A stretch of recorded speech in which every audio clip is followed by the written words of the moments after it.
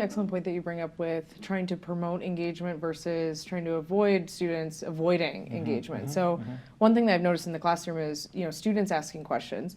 If you've ever, been in a classroom or noticed as a student or an instructor, you see that there's always the same few people asking questions.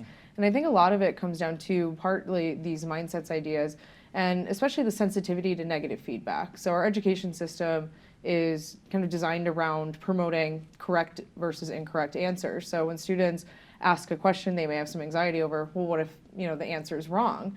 And I can look back on my time as a student early on in my undergraduate career, like I would avoid asking questions because you're scared to get that question wrong, especially if you're in a lecture hall with more than 100 students. It's, really, as you mentioned, we're very sensitive to that social feedback and that judgment, especially from our peers in that kind of high stakes context in the classroom.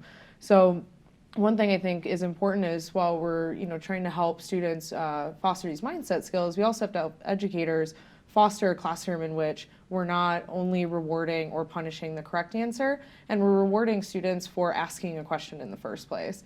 So one thing that I've always tried to do as an educator when I'm in the classroom and I'm asking students to ask questions and get engaged is I always provide reinforcement for just answering or asking a question in the first place. So you ever want to start with, no, that's not the right answer. You want to promote that environment where students are happy to ask a question, where they are rewarded for asking a question, being curious. And I think it's a big idea that we need to kind of focus on fostering that curiosity to kind of change those incentive structures for students around just the right answer and fostering an environment where students are curious and they're rewarded for that curiosity, whether or not it's the right answer or not. And then that can kind of get them more confident in the classroom and be more likely to perceive positive outcomes in the classroom rather than just the negative social evaluative outcomes.